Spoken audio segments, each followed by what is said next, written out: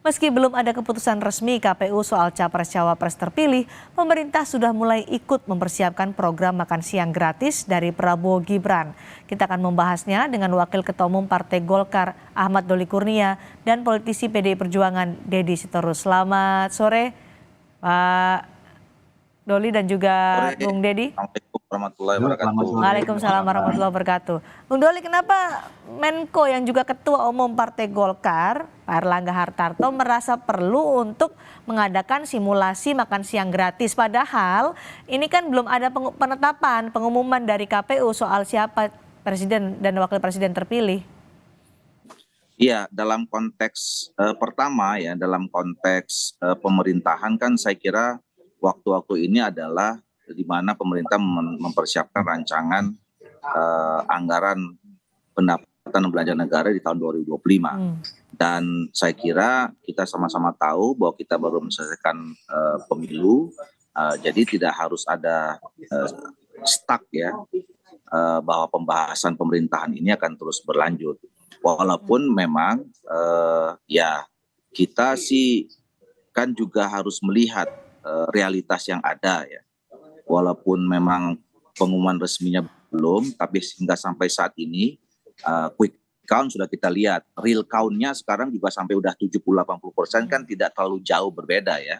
Jadi saya kira memang tinggal menunggu pengumuman resmi saja, dan kita sudah kan bisa saja pemerintah kan harus juga membuat forecasting ya, atau kemudian prediksi penghitungan analisis ke depan kira-kira 2025 itu anggaran seperti apa.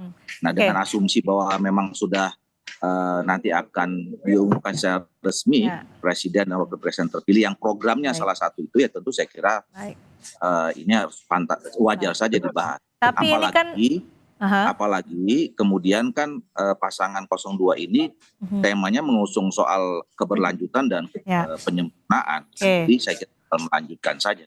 Baik, tapi ini kan bukan program pemerintahan sekarang. Iya, kalau memang keberlanjutan, tapi itu kan menjadi tanggung jawab dari Prabowo Gibran. Kenapa harus sejauh ini pemerintahan Jokowi Ma'ruf ikut dalam program yang menjadi janji kampanye dari Prabowo Gibran, Bung Doli? Seperti yang disampaikan oleh Pak Presiden tadi kan sebetulnya secara spesifik kan tidak ada ya. Bahwa kemudian ada pesan yang disampaikan oleh Pak Presiden Jokowi bahwa postur anggaran APBN itu sudah juga harus bisa memasukkan program-program presiden terpilih. Saya kira itu kan sesuatu yang wajar saja, dan kemudian memang ini harus ada program keberlanjutan. Nah, itu satu hal yang berbeda, bahwa kemudian ada misalnya satu kabupaten yang merespon secara baik bahwa menganggap program itu penting buat daerah mereka, kemudian mereka mengundang buat simulasi. Saya kira itu juga satu hal yang bagus supaya kita memang nanti bisa menemukan kira-kira kalau mau jalanin konsep itu dari semua aspek itu bisa kelihatan, dari soal penganggaran, dari segi konsep pelaksanaannya, operasinya semacam apa dan seterusnya. Saya kira gitu. Bung Deddy, gimana nih KPU belum mengumumkan siapa pemenang Pilpres tapi sudah ada simulasi program Prabowo Gibran? Ya, bagi saya sih itu cuma menunjukkan bahwa kabinet ini kan sebenarnya tim kampanye bayangannya pasangan 02 ya. Dan Pak Jokowi sebagai jurkam bayangan juga. Karena ini kan kalau ini kan agak beda dengan pemerintahan-pemerintahan sebelumnya. Saya ingat persis ketika 2014 saya tim transisinya Pak Jokowi. Kita untuk mendapatkan data saja itu kewalahan itu. Ya, dari pemerintah sebelumnya gitu ya, sehingga kita harus bekerja luar biasa keras untuk mencoba simulasi dari program-program yang mungkin secara cepat kita bisa kerjakan di tahun-tahun awal, atau katakanlah 100 hari kerja Pak Jokowi misalnya. Nah, ini kan dapat karpet merah nih, belum apa-apa udah diuji coba segala macam kan, ya satu keuntungan lah karena punya presiden dan kabinet yang menjadi tim kampanye bayangan. Tetapi bagi saya ini program yang doomed to fail. Menurut saya program yang akan gagal. Karena apa? It's almost impossible, kecuali pemerintahan berikutnya ini yang terpilih nanti kalau misalnya itu 02 membuat skema yang jelas. Misalnya jangkauan, cakupan, ya prioritas dari program ini. Karena kalau mau lihat APBN kita itu cuma 3.325 triliun. Dan logika APBN itu adalah zero sum game. Artinya kalau membuat anggaran baru otomatis mengambil dari anggaran pos anggaran lain. Artinya pos anggaran lain itu akan dibunuh atau dikurangi. Jadi tidak ada yang namanya seperti kantung tak berdasar. Kalau kita lihat APBN kita 2024 dari 3.325 triliun itu, belanja kementerian lembaga saja sudah 1.090,8 triliun. Belanja non kementerian itu 1.376 triliun. Transfer ke daerah 857 triliun. Pertanyaannya, dari mana uangnya gitu ya? Boleh dijawab nih, Bung Doli, dengan anggaran sebesar itu. Sementara subsidi yang lain, katakanlah untuk pendidikan dan jaminan sosial itu sendiri sudah 1.100 triliun, 600 dan 500 triliun. Belum subsidi energi, belum pupuk, belum yang lain-lain. Ya sudah, kita tunggu saja kalau saya sih. Ini pertanyaan yang belum terjawab sejak program ini dikampanyekan oleh Prabowo Gibran. Dari mana anggaran sebesar itu, kan yang dianggarkan 400 triliun rupiah. Dari mana, Bung Doli? Ya, saya kira kan pemerintahan masing-masing kan itu punya cara, punya logika, punya pendekatan, punya bagaimana skema untuk mencari solusi dan seterusnya gitu. Ya nanti kalau kita tanya itu kan bicara tentang postur APBN yang kemarin kan. Nah kan sekarang sedang dibahas. Gitu. Apakah dalam pembahasan soal postur APBN dan bagaimana anggarannya, apakah menggeser anggaran lain untuk menjalankan program makan siang gratis, atau menaikkan penerimaan pendapatan, atau memperlebar defisit, dalam hal ini menambah utang? Apakah itu sudah dibahas? Saya kira seharusnya memang ada peningkatan pendapatan, ya, dan setiap tahun harusnya pemerintah itu berupaya untuk adanya penambahan peningkatan pendapatan yang kemudian juga disalurkan pada program-program yang penting yang langsung dirasakan oleh rakyat. Menaikkan pendapatan 400 triliun rupiah dalam waktu dekat, mungkinkah itu? Nah, kan bukan itu, kan nggak apple to apple. Kita kemudian dapat 400 triliun kemudian baikkan gitu ya. Jadi kan saya kira sebuah pemerintahan itu pasti akan, kan program yang disampaikan oleh kemarin masing-masing presiden itu kan banyak ya, dalam rangka untuk meningkatkan pendapatan negara gitu. Nah ini aja nanti kita lihat program-program itu bisa dijalankan, dan kemudian salah satu program yang untuk diimplementasikan sama masyarakat itu adalah soal makan siang gratis itu.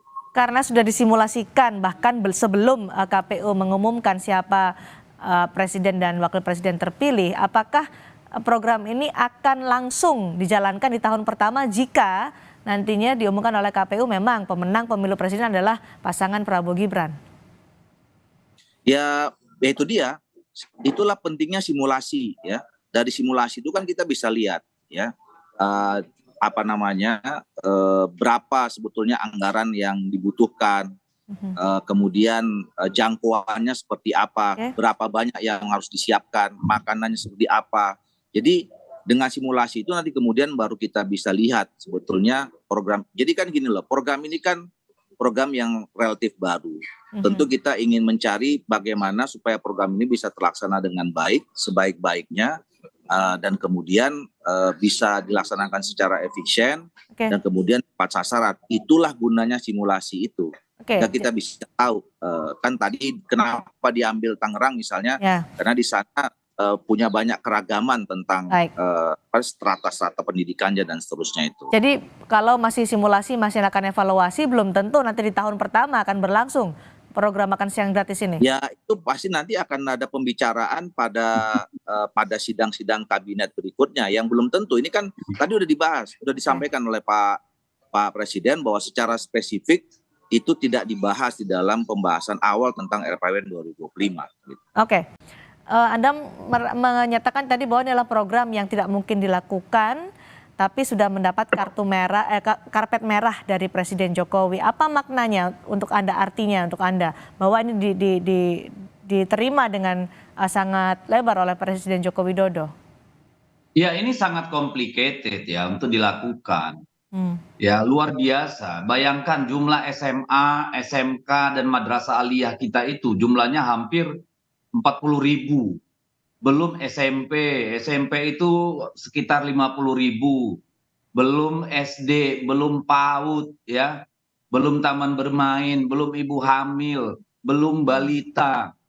Itu anggaran yang luar biasa besar. Secara teknokratik, pengadaannya juga luar biasa sulit. Ya, Oke. bayangkan kalau untuk SMA saja harus ada 38.000 Baik. tim, tim untuk tender nih pengadaannya itu, ya kan? Itu tadi dengan angka hampir 500 triliun itu belum memperhitungkan profit dari vendor misalnya, belum biaya transport dan sebagainya. Nah, itu kalau di kota-kota mungkin juga masih mungkin misalnya. Tapi bagaimana dengan pulau-pulau terluar? Dapil saya Mintan Kalimantan Utara. Bagaimana mengirimkan itu ke daerah Apokayan yang nggak ada jalan rayanya? Yang mereka Baik. beli gula saja itu harus dari Malaysia. Bagaimana orang di Krayan? Bagaimana di Sungai Bo, di Long Sule, ya, di daerah-daerah yang tidak ada jalan raya? Apakah mereka mau ditinggalkan? Hanya yang di kota saja yang mau dikasih. Ini kan aneh gitu. Sayur saja tidak ada ditanam orang di sana, beras susah gitu ya. Dari ya sudah, kita akan tonton saja satu kedunguan nasional ya, pembodohan nasional, Oke. suatu program yang tidak mungkin dilakukan tanpa prioritas yang jelas, Maksudnya ya. prioritas yang jelas seperti apa? Apakah Anda Ya melihat ini tidak. tidak mungkin, artinya tidak usah dilakukan, atau Anda melihat ada semangat yang bagus sebenarnya dari program makan siang gratis ini bagi anak-anak usia sekolah? Saya kira jauh lebih baik kalau pendidikan gratis anggarannya itu ditaruh ke sana daripada makan siang gratisnya. Tapi Oke. kecuali tadi saya bilang, Anda letakkan prioritas di mana? Kan kalau di kota dia nggak prioritas, bisa jadi kan tidak adil. Oke, daerah Oke. pedalaman, bagaimana? Daerah pulau terluar, perbatasan, daerah-daerah miskin. Kan nggak mungkin Anda gebiak uya seluruh Indonesia dapat makan gratis. Itu Oke. terlalu complicated dan almost impossible, Mbak, gitu ya. Baik. Kalau orang bernalar. Baik. Tapi kalau hanya sebagai gimmick kampanye, monggo.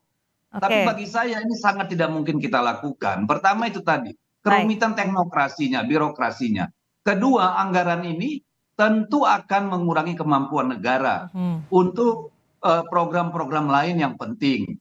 Misalnya bagaimana nih BPJS kita yang terus-menerus menyedot anggaran.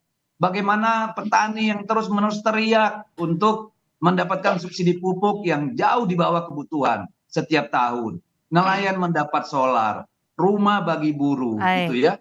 Itu kan program-program yang lebih Oke. kontingensi bagi kita, Baik. lebih vital gitu daripada hanya makan siangnya. Oke. Kan lebih baik 400 triliun itu dipakai untuk menggerakkan ekonomi produktif petani, Oke. ibu-ibu rumah tangga di daerah-daerah perkotaan yang miskin, kumuh, daripada mikirin makanan gratis Baik, gitu baik loh. Bung Yang Deddy. hanya Kami sekali tangkap makan poinnya. buang. Jadi Bung Doli soal prioritas 400 triliun lebih baik digunakan hal tadi disebut oleh Bung Deddy, dan juga ada World Bank yang mengingatkan bahwa ada risiko defisit anggaran loh kalau misalnya program makan siang gratis 400 triliun rupiah ini digelontorkan langsung. Ya itu kan pandangan pasangan capres yang cawapres yang lain ya, yang mungkin nggak nyampe sampai pikirannya sama dengan capres dan cawapres kita gitu. Ya. Jadi nggak usah, maksudnya begini, kalau memang pasangan capres-cawapres punya program yang lain gitu ya, nggak usah kita komentarin juga sampai bilang dungu-dungu gitu, dan nggak mungkin dikerjakan sama capres-capresnya yang nggak menang, kira-kira kan begitu ya. Jadi kita lihat aja, sekarang kita nggak mau sekedar gimmick-gimmick ya, kita sampaikan itu menjadi sebuah kampanye dan kita harus kita kerjakan. Nah sekarang kan formatnya kan belum jelas, belum ketemu ini yang mau sedang dicari. Ya, tadi apakah misalnya soal bagaimana menjangkau bukan hanya sekedar perkotaan. Ini kan juga program bukan hanya harus dilantik sebulan jadi kan gitu loh.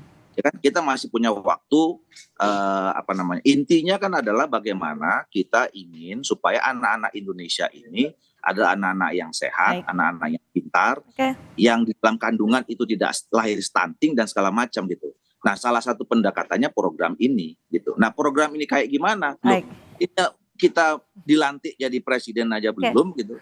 Ya kan? Tapi ini sudah dilantik saja belum, tapi sudah ada simulasi. Dan juga ada peringatan dari World Bank soal resiko defisit. Ya makanya jangan sampai nanti begitu dilantik kemudian ini program nggak ada yang mulai gitu. Nah sampai sekarang ini Baik. kemudian apa salahnya sih kalau kita sekarang sudah mulai mencoba uji coba, apalagi ada kabupaten yang bersedia gitu. Masalahnya di mana? Oke. Kira-kira kan begitu. Baik, baik. Ada peringatan juga risiko defisit anggaran terkait dengan program makan siang gratis, tapi masih terus disimulasikan, dievaluasi, tapi kritikan juga terus berdatangan. Terima kasih Bung Ahmad Doli Kurnia dan juga Bung Deddy Sitorus sudah berdiskusi di Sapa Indonesia malam hari ini. Selamat malam.